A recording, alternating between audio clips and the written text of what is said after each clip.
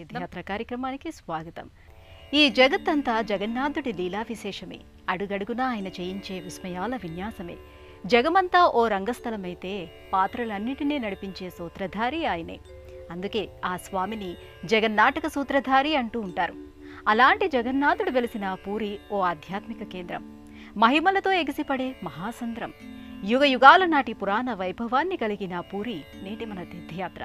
శ్రీకృష్ణ విష్ణు మధుసూదన కైటభారే నారాయణాచ్యుత త్రివిక్రమ చక్రపాణే దైత్యాదిశార్జధర శ్రీధర వాసుదేవ గోపాల కృష్ణ హరయే తవ సుప్రభాతం. శ్రీ రుక్మిణీ సభవనాస హరే మురారే రాధేశ గోపసి స్వరూప భృగాది వంద్యా శ్రీద్వారకాశ్రయ వికుంఠపతే భువనైకమూర్తే గోపాలదేవ హరయే తవ సుప్రభాతం. మీనాకృతే కమఠరూప వరాహమూర్తే త్రైవిక్రమాయ నృహరే భృగు రామ రామ శ్రీరామకృష్ణ యదునందన కల్కి రూప గోపాలకృష్ణ హరయే తవ సుప్రభాతం. పూరీ క్షేత్రం ఒడిశా రాష్ట్రానికి ఒక వెలుగురేఖ. ఒడిశాలో ఎన్నో ప్రాచీనమైన ఆలయాలు కనిపిస్తాయి. అవి 100 ఏళ్ల నాటి చరిత్రను వినిపిస్తాయి. పురాణ కాలముతో ముడిపడిన విశేషాలను వివరిస్తాయి. ఇక్కడ చెప్పుకోదగిన శైవ క్షేత్రాలతో పాటు కోనార్క్, పూరీ వంటి వైష్ణవ క్షేత్రాలు వైభవంతో వెలుగొందుతున్నాయి. జిల్లా కేంద్రంగా కనిపించే పూరిలో జగన్నాథుడు కొలువయ్యాడు. ఈ ఆలయం అనేక విశేషాలకు, మరెన్నో మహిమలకు నిలయం. శ్రీమన్నారాయణుడు నదీ తీరాలలో వెలసిన క్షేత్రాలు కొన్నైతే, సముద్ర తీరాలలో ఆవిర్భవించిన క్షేత్రాలు మరికొన్ని. అలా ఆ స్వామి బంగాళాఖాతం సముద్ర తీరంలో వెలసిందే పూరీ ఆదిశంకరుల వారు పేర్కొన్న చార్ధామ్ క్షేత్రాలలో ఒకటి. ప్రతి ఒక్కరూ తమ జీవిత కాలంలో ఒక్కసారైనా దర్శించవలసిన క్షేత్రాల్లో పూరీ కనిపిస్తుంది. ఈ క్షేత్రం ఎంతటి ప్రాచీనమైనదో అంతటి ప్రసిద్ధమైనది. బంగాళాఖాతం సముద్ర తీరంలోని ప్రసిద్ధమైన క్షేత్రంగా పూరీని గురించి చెప్పుకోవచ్చు. ఇక్కడ సముద్రం కూడా ఒక తీర్థంగా భావించబడుతూ ఉండడం విశేషం. పూరీ క్షేత్రం పరమ పవిత్రమైన పంచతీర్థాలతో విలసిల్లుతూ ఉంటుంది. 5వదిగా చెప్పుకునే చక్రతీర్థమే ఈ సముద్రం. పూరీ వచ్చే పర్యాటకులు, భక్తులు తప్పకుండా ఇక్కడి బీచ్కి వెళతారు. సముద్ర స్నానాలకు వెళ్లేవారు కొందరైతే, పిల్లలతో కలిసి సరదాగా గడపడానికి వచ్చేవారు మరికొందరు. అలలతో ఎగసిపడే ఈ సముద్రాన్ని చూస్తే జగన్నాథుడి పాదాలను చేరుకోవడానికి ఆరాటపడుతున్నట్టుగా, అలసిపోయి ఆగిపోయి మళ్లీ ప్రయత్నిస్తున్నట్టుగా అనిపిస్తుంది. స్వామివారికి సమర్పించమని చెప్పి పాలనొరగలను పూలదండలుగా తీరంలో వదలడం కనిపిస్తుంది. ఇక్కడి కెరటాల హోరు వినిపించేంత దూరంలోనే స్వామివారి ఆలయం ఉంది. ఆ కెరటాల మీద గాలి స్వామివారి ఆలయాన్ని హత్తుకుపోతున్న భావన కలుగుతుంది.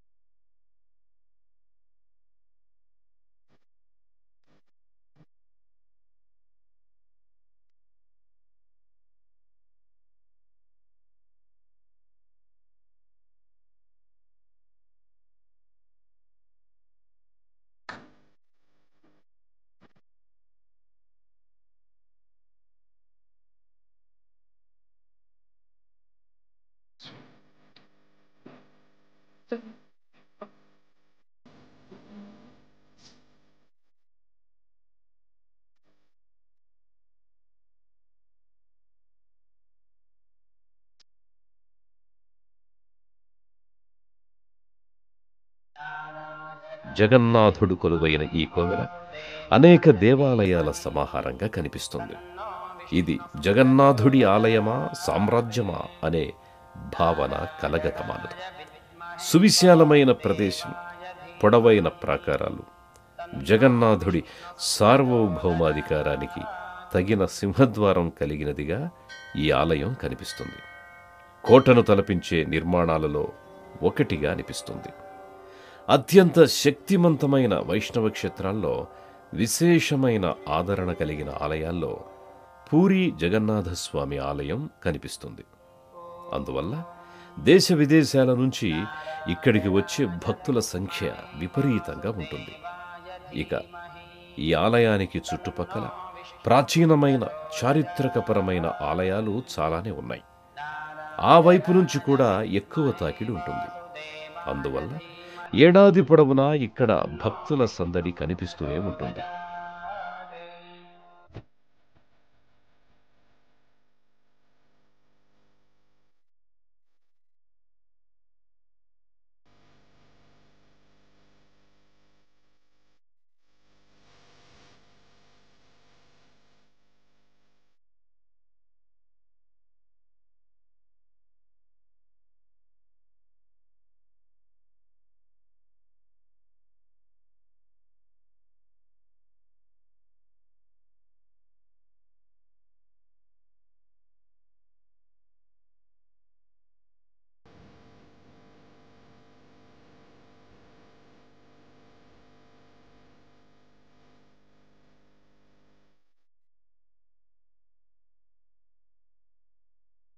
పూర్వం ఈ ప్రాంతానికి నీలాచలం, నీలాద్రి, పురుషోత్తమపురం, శ్రీక్షేత్రం, శంఖక్షేత్రం, జగన్నాథపురం అనే పేర్లు ఉన్నట్టుగా స్థల పురాణాన్ని బట్టి తెలుస్తోంది. అలాంటి పూరీ ఆలయం అనేక విశేషాల సమాహారమనే చెప్పుకోవాలి. సింహద్వారం నుంచి విమాన గోపురం వరకు ఇది అనేక ప్రత్యేకతలను కలిగినదిగా కనిపిస్తుంది. యుగ యుగాలుగా ఇది మహిమలను చాటుతూనే వచ్చింది. తీర్థంలో లభించడం స్వామివారి లీలా విశేషాలలో ఒకటి.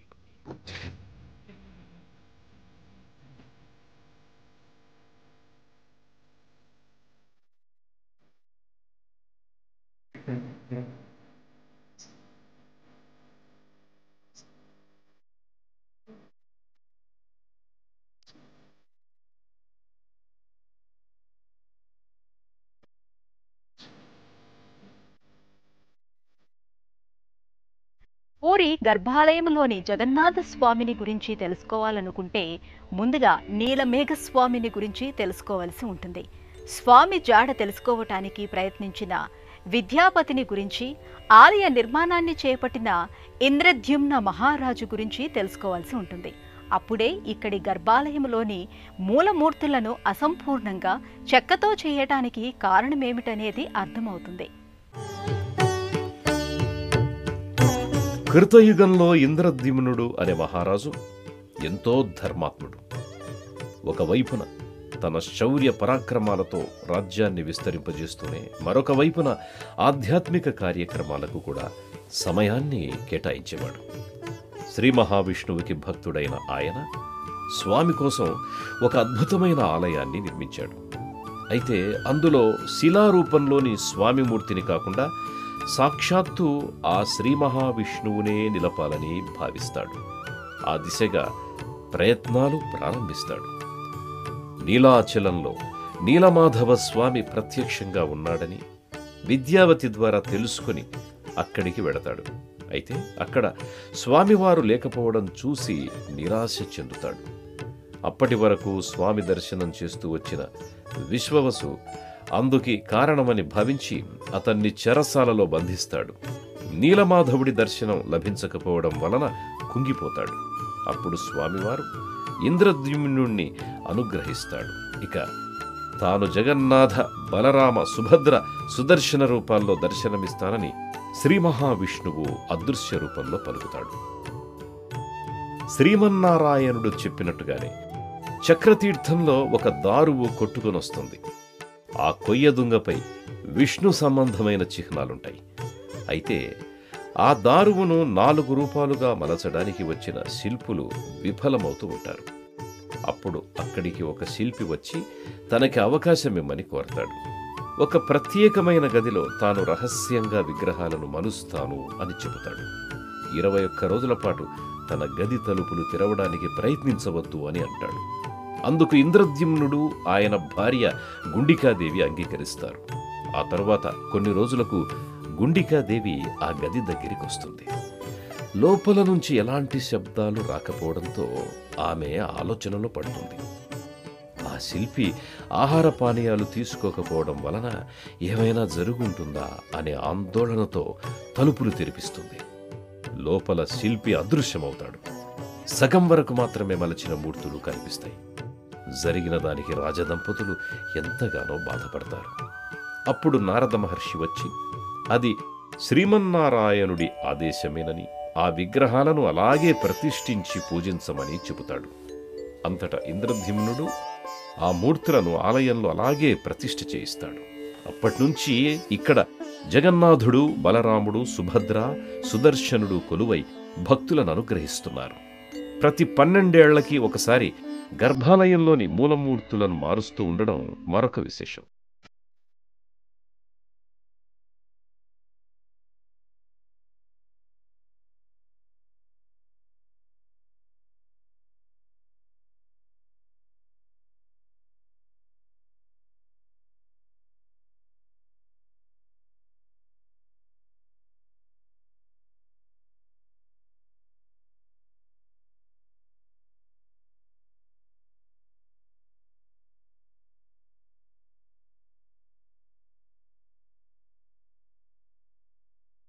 పూరి ఆలయ నిర్మాణం ఒకెత్తు, మూలమూర్తుల నేపథ్యం ఒకెత్తు అయితే ఇక్కడ జరిగే రథయాత్ర మరో ఎత్తు.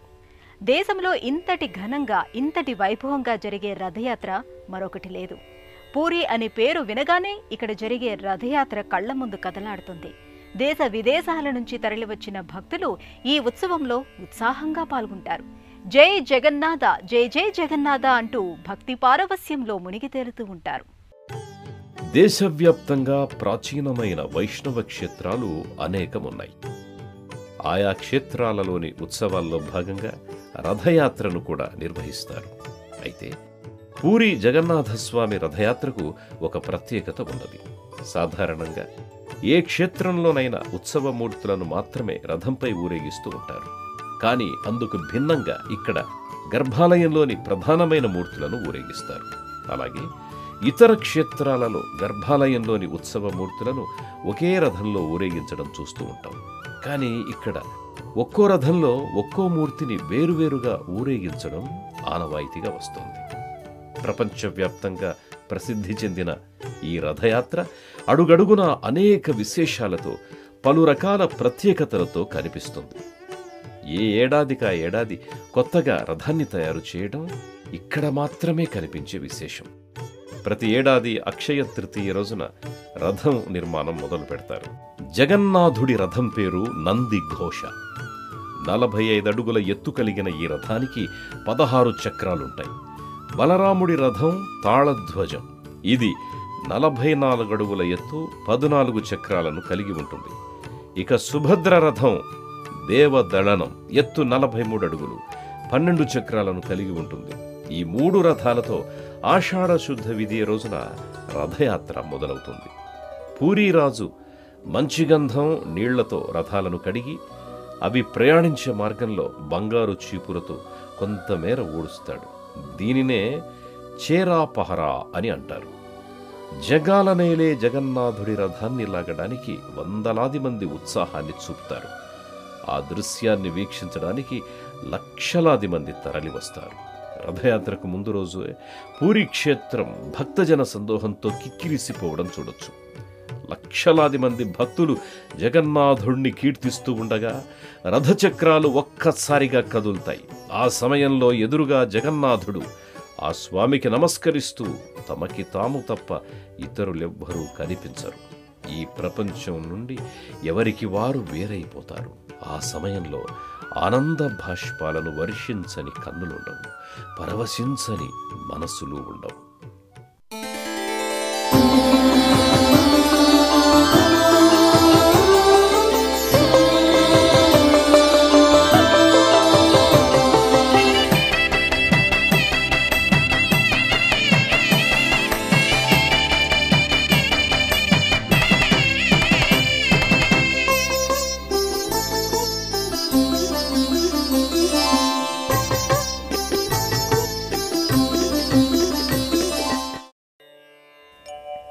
ఆలయానికి ఇక్కడి నుంచి 3 కిలోమీటర్ల దూరంలో ఉన్న గుండీ చగర్కి రథాలు బయలుదేరుతాయి. దీనినే గుండీచ యాత్ర అని కూడా అంటారు. రాణి గుండికాదేవికి ఇచ్చిన మాట మేరకు స్వామివారు ఇక్కడ 7 రోజుల పాటు విడది చేస్తారు. అక్కడి నుంచి తిరిగి ఆలయానికి తీసుకురావడాన్ని బాహుదా యాత్ర అని పిలుస్తారు. ఈ 10 రోజుల పాటు విమాన గోపురంపై ఉన్న ధ్వజాన్ని ప్రతిరోజు మారుస్తారు. పూరీ క్షేత్రంలో మూలమూర్తుల తయారీ, రథాల నిర్మాణం, రథయాత్ర ఇలా ప్రతి విషయం ఒక ప్రత్యేకతను సంతరించుకొని ఉంటుంది. అలాగే ఇక్కడి అన్నప్రసాదం మరింత విశిష్టతను కలిగినదిగా కనిపిస్తుంది. స్వామివారికి నైవేద్యాలను తయారు చేసే విధానంలో వందల ఏళ్లుగా ఒకే పద్ధతిని పాటిస్తూ రావడం అబ్బురపరుస్తుంది. భారతదేశంలోని అతిపెద్ద వంటశాలగా పూరీ వంటశాలకు పేరు ఉంది. పూరీ జగన్నాథస్వామికి నైవేద్యాలను తయారు చేయటం అనేది ఒక పెద్ద పరిశ్రమగా అనిపిస్తుంది.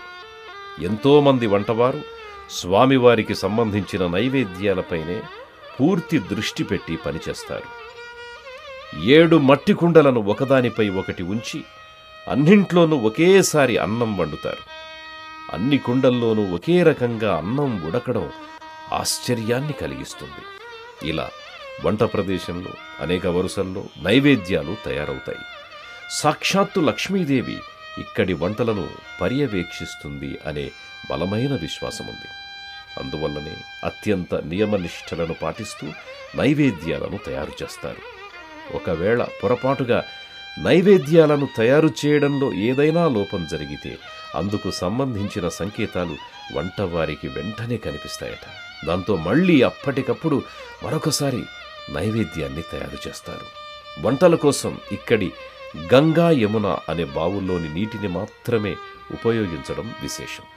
స్వామివారికి నైవేద్యంగా సమర్పించిన అన్నప్రసాదాన్ని భక్తులకు అందుబాటులో ఉంచుతారు. ఇక్కడ ఎంగిలి అనేది చూడకుండా భక్తులు ఈ ప్రసాదాన్ని స్వీకరిస్తారు. ఉత్సవాల పరంగా చూసుకుంటే నవకళేబర యాత్ర, బ్రహ్మ పరివర్తనం వంటి కార్యక్రమాల్ని కూడా విశేషంగా నిర్వహిస్తారు. ఆషాఢమాసంతో పాటుగా వైశాఖ, జ్యేష్ఠ, భాద్రపద, కార్తీక, మార్గశిర, పుష్యమాసాల్లోనూ విశేషమైన వేడుకలు జరుగుతాయి. ఫాల్గుణ మాసంలో జరిగే డోలాయాత్రను చూచి తీరవలసిందే.